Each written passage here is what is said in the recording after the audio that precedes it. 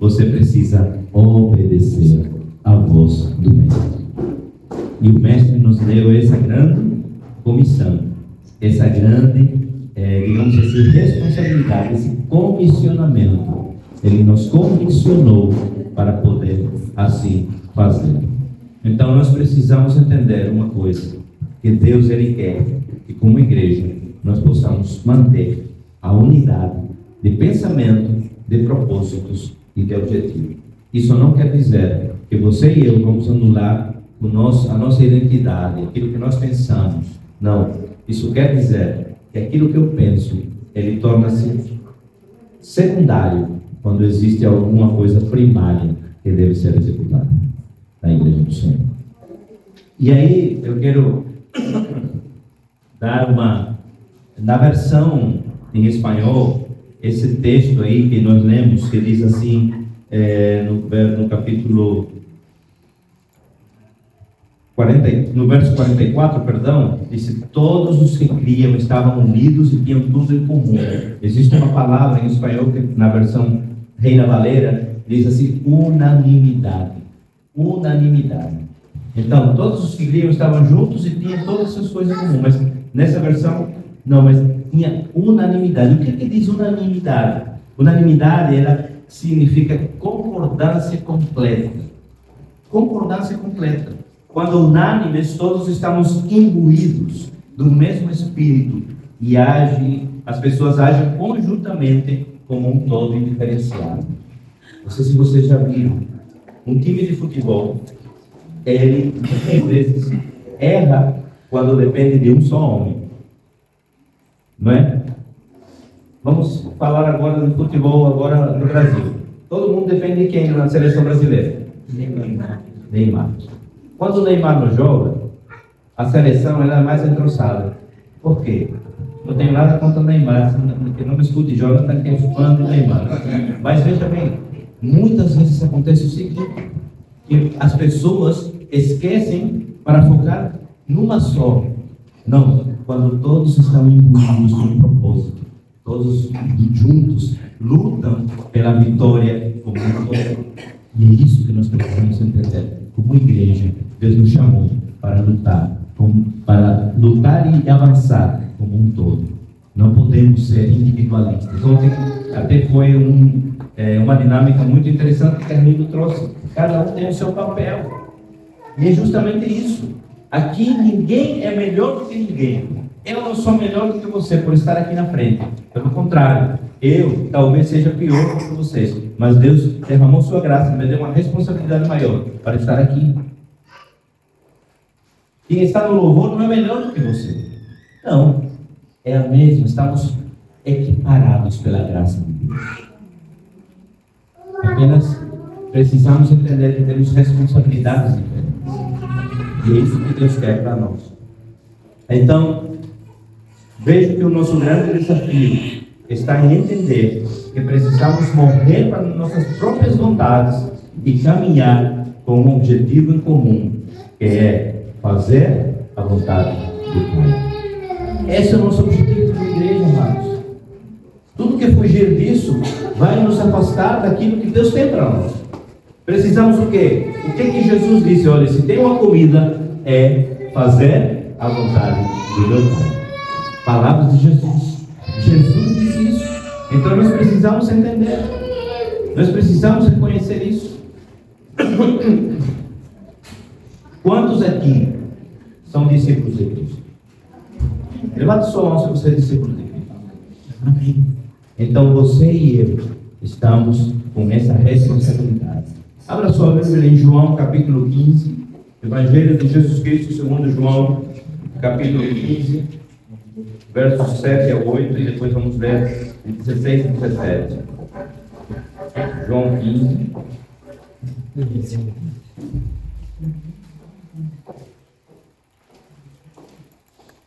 Versos 7 e 8, depois 16 e 17. João 15, então, versos 7 e 8, diz assim: se permaneceres em mim, e as minhas palavras permanecerem em vós, pedireis o que desejardes, e vos será concedido. Essas são palavras de quem? Do Senhor Jesus. O que glorifica meu Pai é que deis fruto em abundância, e assim sereis verdadeiramente meus discípulos.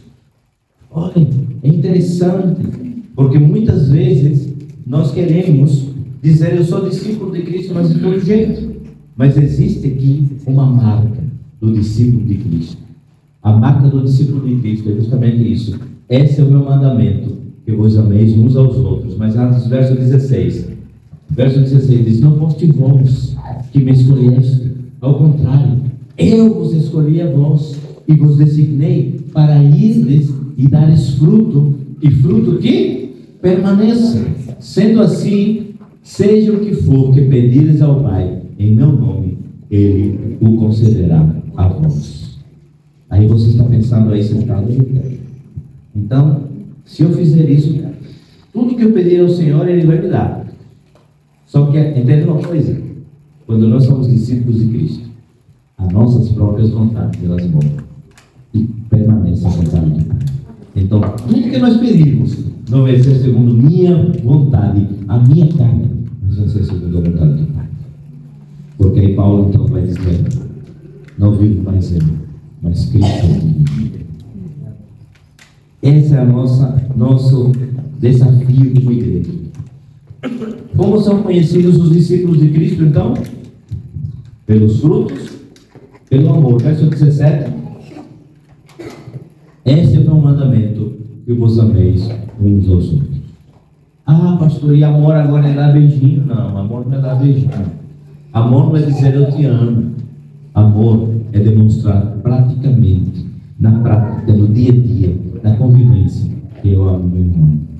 E se ele estiver precisando de mim, eu estou ali disponível para poder ajudá-lo, para poder abençoá-lo.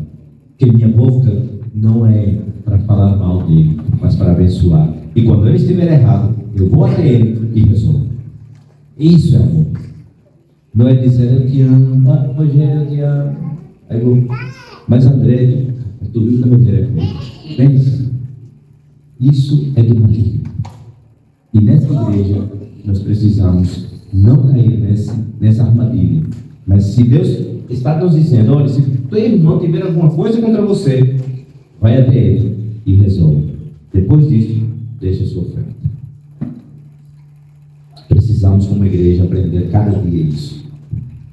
Marcos capítulo 11, versos 12 a 14. Marcos 11.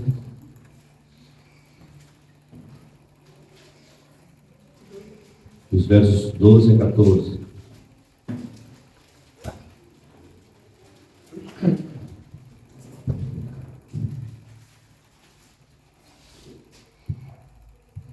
No dia seguinte, enquanto estavam saindo de Betânia, Jesus teve fome. E avistando ao longe uma figueira com folhas, foi verificar se encontraria nela algum fruto. Chegando perto dela, nada encontrou, a não ser folhas, porque não era época de figos. Então a repreendeu: nunca mais, em tempo algum, coma alguém fruto de ti. E os seus discípulos escutaram quanto proferiu isso. Muito bem. Essa história é interessante. É uma história que nos ensina muito. Primeiro, um grande problema surgiu aqui. E nós precisamos entender que muitas vezes a igreja, ela busca mais folhas do que frutos. O que são as folhas? Por sinal, aqui tem alguma. Mas o que são folhas? Folhas são aparência. A folha é aparência. Você já viu aquela árvore frondosa, bonitona, e ficou perto, mas não tem nada de frutos? Deus, Ele não quer aparência. Ele quer coração e frutos. Porque um coração que está disponível para obedecer a sua voz, naturalmente dá frutos. Então aqui surgiu esse problema. E nessa manhã eu quero declarar: e ele ágape, nós seremos uma igreja com menos folhas e com mais frutos. Amém? A figueira, ela tinha muitas folhas, mas não tinha fruto. E aí então Eu quero que você entenda, amados, chegou o tempo de produzir mais frutos com menos folha. Diga para o seu vizinho: eu quero produzir mais frutos e menos folhas. Produzir mais frutos e menos folhas. Eu falo isso aqui, amados, com temor e tremor, pois eu não quero ser conhecido apenas pelas minhas folhas. O que são folhas? Apenas palavras. Eu quero que Deus me conheça pelos frutos que eu produzo, pelas atitudes. Muitas vezes a gente se preocupa com a aparência, com as palavras, e esquecemos que Deus, Ele sonda o coração, e o coração, Ele dá atitude, porque a boca, ela fala do que o coração está cheio. Preocupemos-nos com o coração, nos preocupemos com aquilo que Deus tem para ministrar no nosso coração. Preocupemos-nos em dar frutos. O sistema desse mundo nos ensina que as folhas são bonitas, que a aparência é bonita, que o exterior é mais bonito. Mas nós precisamos entender que nós, como igreja, não devemos ser influenciados, mas precisamos influenciar este sistema. Deus nos trouxe aqui com um propósito, amados. Não é trazer o mundo para a igreja, mas é levar a igreja para o mundo. É levar o sistema do reino para o sistema do mundo. E muitas vezes a gente quer fazer o contrário. Dar o sistema do mundo para a igreja. Mas não é esse o propósito que Deus tem para nós. Pessoas querem viver cheias de folhas, no casamento, nas finanças, na igreja. Não. O Senhor Jesus vem e olha e diz assim: essa figueira, Ele chamou a atenção, está linda, está bonita, está frondosa, mas não tem frutos. Eu não quero, quando o Senhor Jesus nos chamar a presença dEle, Ele olhar assim para a igreja árabe e dizer: olha, a igreja árabe tem uma estrutura linda, tem uns membros maravilhosos, mas são puras folhas. Não, quero chegar na presença de você, juntos, e dizer: Senhor, eis aqui os nossos filhos, eis aqui os nossos filhos. No verso 14, podemos extrair uma lição que precisamos entender, que devemos ser frutíferos enquanto igreja, para que não corramos o risco de ficarmos infrutíferos para toda a vida. O verso 14 diz assim: ninguém coma mais do seu fruto. Se você hoje vive uma vida de aparência, decida logo viver uma vida para produzir frutos, porque quando o Senhor procurar você para ver, Ele vai ver frutos e não apenas frutos. A figueira, ela teve um triste final. Ela secou. Ela não deu mais frutos. Ela morreu. Mas sabe por quê? Ela secou por quê? Porque ela não estava mais conectada à videira verdadeira. E assim acontece conosco. A gente muitas vezes se desconecta de Jesus e começamos a não produzir mais frutos. Marcos 11, no capítulo 20, no mesmo texto, no capítulo 20, ele vai dizer assim: e caminhando eles pela manhã, viram que a figueira secara desde o fim. Pedro, aqui na palavra, nos dá uma informação importante. Jesus amaldiçoou a figueira, e essa é outra lição que podemos extrair, que Jesus nos ensina, que a palavra, ela tem poder. A palavra tem poder. A palavra. Então, Pedro diz assim, verso 21, recordando-se do ocorrido, informou a Jesus: Rabi, eis que a figueira que amaldiçoaste secou. E essa informação também é importante. Precisamos vigiar enquanto aquilo que nós falamos. A palavra, ela tem poder. Eu me lembro muito bem, amados, que muitas vezes, quando criança, nós recebemos informações dos nossos pais. Ah, menino danado. Ah, menino treloso. Nós precisamos mudar nossa linguagem. Oh, menino abençoado. Por mais que seja assim, um pouquinho, né? Que dê aquele trabalho, tem uma energia a mais, mas você precisa profetizar. Por quê? Porque essas palavras que você vai proferir hoje, amanhã terão o poder que dá na vida dessa pessoa. Deixa eu contar um testemunho. Temos aqui professor de matemática. Os dois, Arlindo e André. Quando eu tinha mais ou menos 7 anos de idade, eu recebi uma informação de um professor de matemática. Ele olhou para mim e disse: você nunca vai aprender. E eu bloqueei, travei, com 7 anos de idade. Nas outras matérias eu era muito bom, mas em matemática eu sempre tive dificuldade. E eu vim melhorar com uma outra professora que tive na universidade já, de matemática, porque eu fiz administração e tinha que ter matemática 1, 2, 3, estatística 1 e 2, terrível. Mas passei por isso, porque a professora da universidade, ela teve paciência e ela disse: você vai conseguir.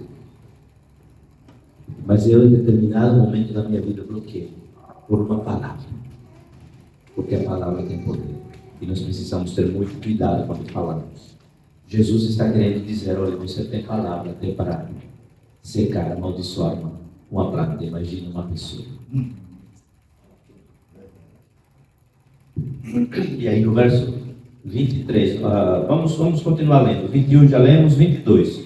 Observou-lhe Jesus, defende-os, verso 23. E com toda certeza, eu vos asseguro que se qualquer pessoa ordenar esse monte, levanta-te e lança-te no mar, não haverá, e não houver dúvida em seu coração, mas crê que se realizará o que pede, assim lhe será feito. Olhe, em outras palavras, quem crê tem tanto poder na sua boca que precisa ter cuidado quando fala. Precisamos vigiar enquanto aquilo que falamos, aquilo que proferimos, acabar com algumas palavras que fazem parte do nosso vocabulário diário. Precisamos cortar. Cortar. Ah, meu marido é um preguiçoso. Não, diga-se que ele é abençoado. Ah, minha mulher, abençoe o seu cônjuge, abençoe seus filhos, abençoe seus irmãos. Ah, mas eu, fulana, abençoe.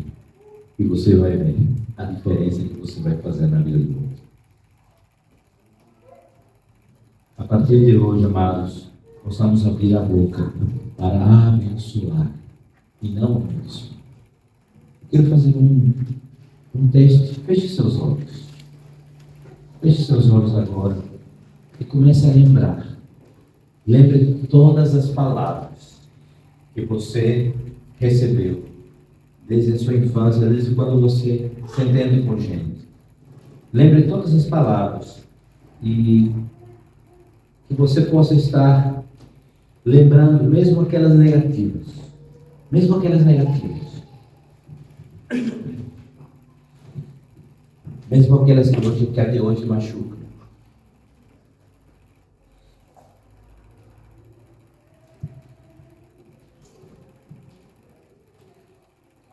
Coloque a mão no seu coração.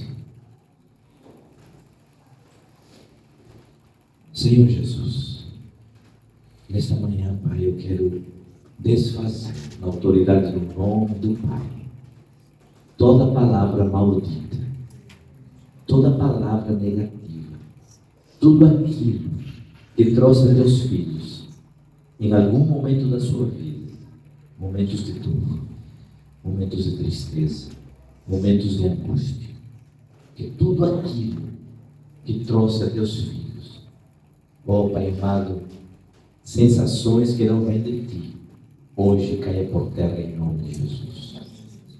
Que o Senhor possa estar ministrando cura, restauração à tua igreja. Que Que o Senhor venha restaurar as suas vidas. Que o Senhor esteja ministrando paz.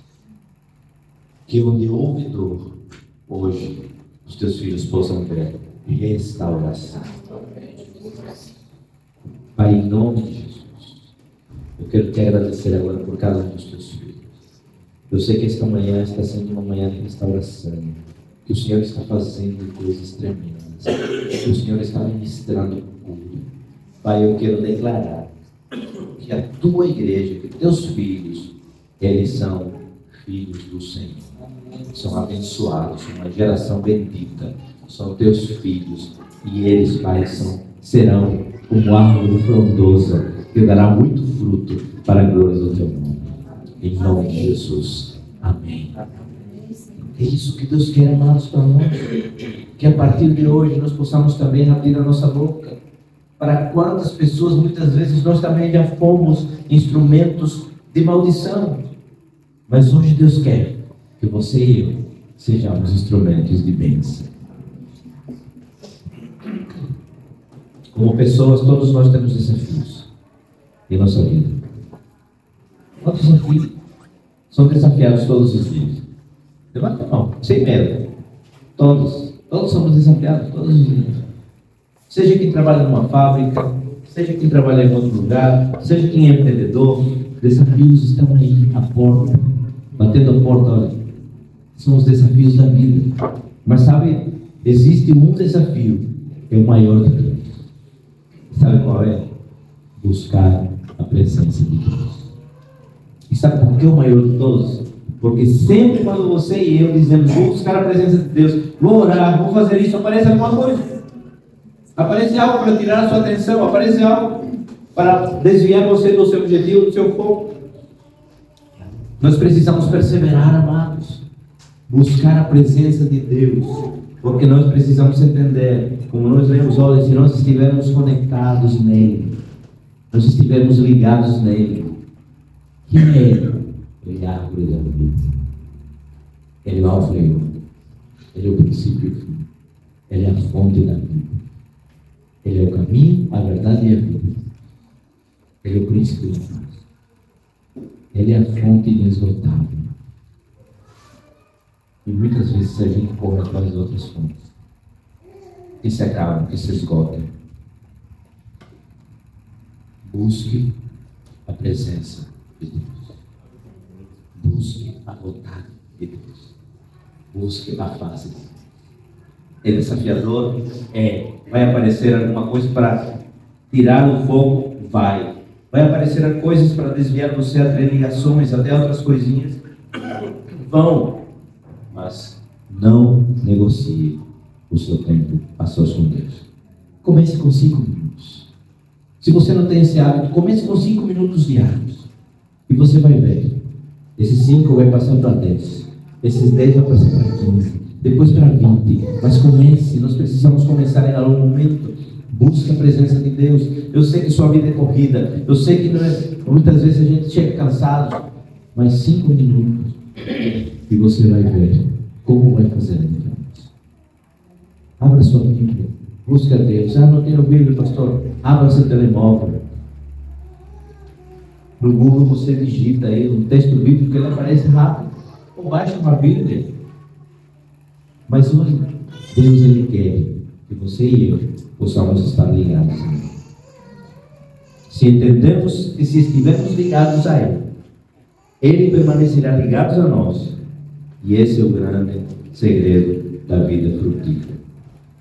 Por quê? Ele é a fonte. Eu apenas sou um ramo que vai dar fruto. Mas se o ramo estiver fora da árvore, o que acontece? Morre, seca, e não tem mais proveito, senão para quê? Para fazer fogueira. Eu não quero ser um ramo para fogueira. Eu quero estar ligado à árvore da vida e que Ele possa trazer seus frutos através de mim. Eu quero ser aquele galho, um pouquinho grosso, mas que possa estar dando frutos a cada dia. Feche seus olhos. baixe sua cabeça.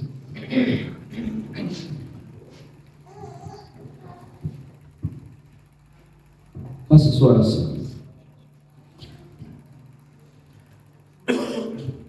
Que você possa se colocar diante do Senhor.